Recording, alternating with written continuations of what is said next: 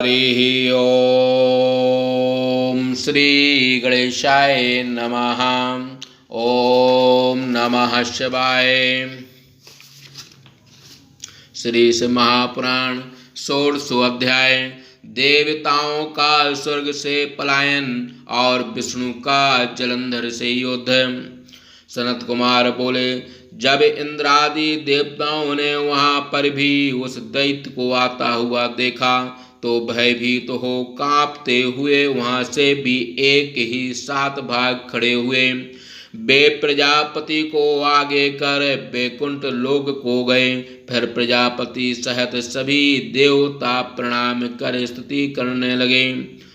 हे ऋषिकेश, हे महाबाहो, भगवान मधुसूदन, हे देव देवेश, हे सर्वदैत्य विनाशक, आपको प्रणाम है। हे विष्णु, आपने मत्स्य रूप धारण कर सत्यव्रत राजा के साथ प्रलयाब्दि में विहार करते हुए वेदों की रक्षा की है, आपको प्रणाम है।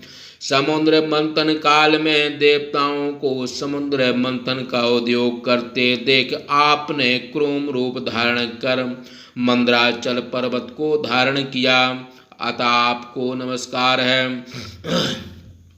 मनुष्यों को आश्रय देने वाली इस वसुंधरा को दाढ़ पर धारण करने वाले यज्ञ पाराय स्वरूप आपको नमस्कार है। हे विभो, बलि को छलने के लिए ब्राह्मण ब्रह्मचारी वामन का रूप धारण करने वाले इंद्र के अनुज आपको नमस्कार है।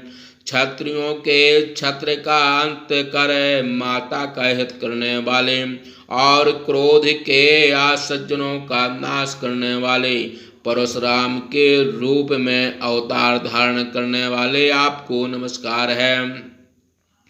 लोक को प्रसन्न करने वाले मर्यादा पुरुष रावण का वध करने वाले तथा सीता के पति राम के रूप से अवतार लेने वाले आपको नमस्कार है।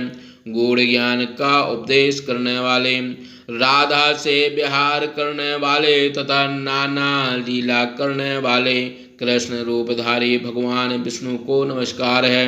गुप्त शरीर धारण कर वेद की निंदा करने वाले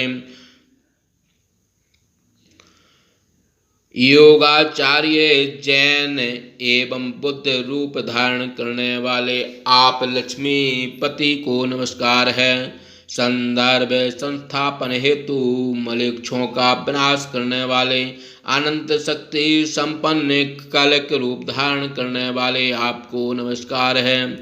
देवहूति के लिए कपल रूप धारण कर सांख्य योग का उपदेश करने वाले सांख्याचार्य आप महात्मा को नमस्कार है। परम हंस रूप से वेदांत का उपदेश करने वाले, जिससे आत्म मुक्ति हो, इस प्रकार के ज्ञान के विधाता आपको नमस्कार है। समस्त लोकों के हित के लिए प्राणों की रचना करने वाले तथा वेदों का विभाग करने वाले वेद व्यास रूपधारी आपको नमस्कार है। इस प्रकार मत्स्यादि रूप धारण कर भक्तों के कार्य के लिए उद्यत तथा सृष्टि पालन एवं प्रलय करने वाले आप विष्णु को नमस्कार है। अपने भक्तों के दुखों को दूर करने वाले सुखद शुभ स्वरूप गरुण पर सवारी करने वाले पीताम्बरधारी आप विष्णु को नमस्कार है। सभी क्रियाओं के एकमात्र कर्ता शरणागत रक्षक आपको नमस्कार है। दैत्यों के द्वारा संतप्त हुए देवताओं के दुख का नाश करने के लिए वज्र के समान शेष तल पसाई तथा सूर्य चंद्र नेत्र वाले आप विष्णु को नमस्कार है। हे कृपा सागर, हे रमानाथ, इस जलंधर दैत्य ने हम सभी देवताओं को स्वर्ग से बाहर निकाल दिया है, अतः हम लोग आपकी शरण में आए हैं, हमारी रक्षा करो। इतना ही नहीं, उस दैत्य ने सूर्य चंद्रमा तथा अग्नि को भी उनके अधिकार छीनकर बाहर कर दिया है। पाताल से नागराज तथा धर्मराज को भी निकाल दिया है। हम देवता उससे अत्यधिक संतृष्ट हो पृथ्वी पर मनुष्यों के समान भटक रहे हैं, जो हम लोगों के लिए शोभा की बात नहीं है, इसलिए आपकी शरण में आए हैं। आप उस दैत्य के वध का विचार कीजिए। सनत कुमार बोले, भगवान मधुसूदन ने देवताओं के इस प्रकार के दीन वचन सुनकर करुणा से आर्द्र हो मेघ के समान गंभीर वाणी में इस प्रकार कहा। विष्णु बोले, हे देवगणों, भय त्याग करो, मैं स्यों युद्ध में जाऊंगा और उस दैत्य से युद्ध करूंगा। ऐसा कहकर दैत्यादि विष्णु सहसा खिन्न हो गए तथा भक्त वत्सलता बस कृपा करते हुए शीघ्रता से उठे गरुड़ पर वेग के साथ सवार हो गए। देवताओं के साथ जाने के लिए श्री विष्णु को देख नेत्रों में जल भरकर महालक्ष्मी ने अपने प्राणपति श्री विष्णु से कहा। लक्ष्मी बोली, हे नाथ,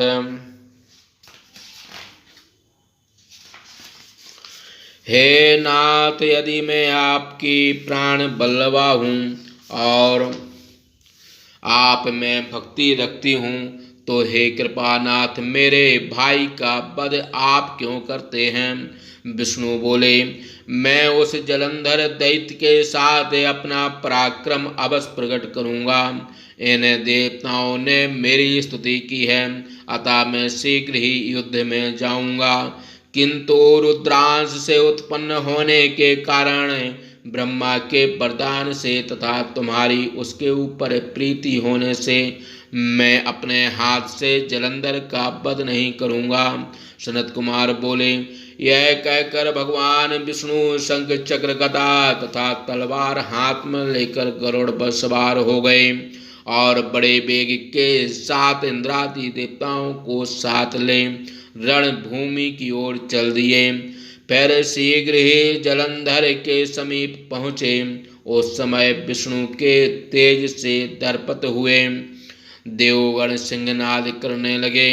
गरुड़ के पंखों के वायु वेग से पीड़ित हुए दैत्य आकाश मंडल में इसी प्रकार चक्कर काटने लगे, जैसे वायु के झोंके लगने से बादल घूमने लगते हैं। तब वायु के वेग से चक्कर काटते हुए दैत्यों को देखकर आमर्ष युक्त वचन कहता हुआ जलंधर विष्णु पर झपटा। इसी बीच विष्णु के तेज से महाबल संपन्न देवगण भी हर्षित हो युद्ध करने लगे।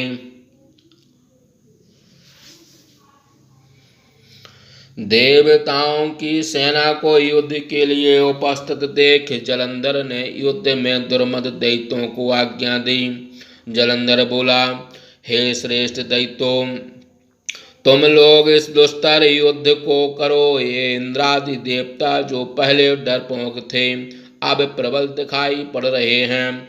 बेमौर्य लाख संख्या में, 100 संख्या में एवं करोड़ों की संख्या वाले काल के नामक असुर, कालक दोहार्द तथा कंक नामक असुर लाखों की संख्या में, और भी जितने असुर हैं वे सभी देवताओं से युद्ध करने के लिए सभी प्रकार की रण सामग्री से युक्त हो अनेक सेनाओं को ले नाना प्रकार के शस्त्रास्त्रों से लैस निर्भय एवं संशय रहित हो मेरी आज्ञा से युद्ध भूमि में जाकर युद्ध करें। हे शुंभ एवं निशुंभ नाम के दोनों दैत्यों, तुम लोग महाबलवान हो, अतः शीघ्रता से रणभूमि में जाकर इन तुच्छ समर कातर देवताओं का विनाश कर दो। सनत कुमार बोले, जब जालंधर ने इस प्रकार आज्ञा दी तब युद्ध विशारद समस्त असुर अपनी चतुरंगणी सेना ले युद्ध करने लगे।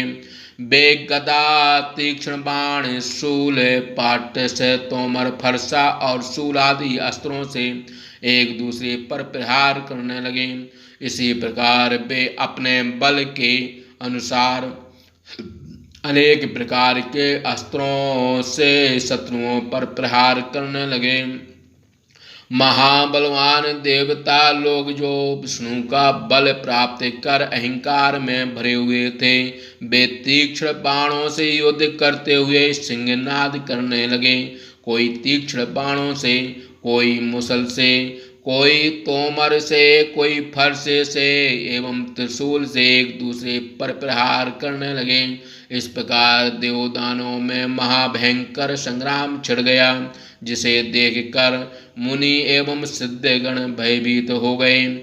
इस प्रकार शब्दती भाषा टीका सहित से महापुराण के अंतर्गत रुद्र संहिता के पंचम युद्ध खंड में जलंधर वधोपाख्यान में देव दैत्य युद्ध वर्णन नामक 16वां अध्याय समाप्त। बोलिए शंकर भगवान की जय।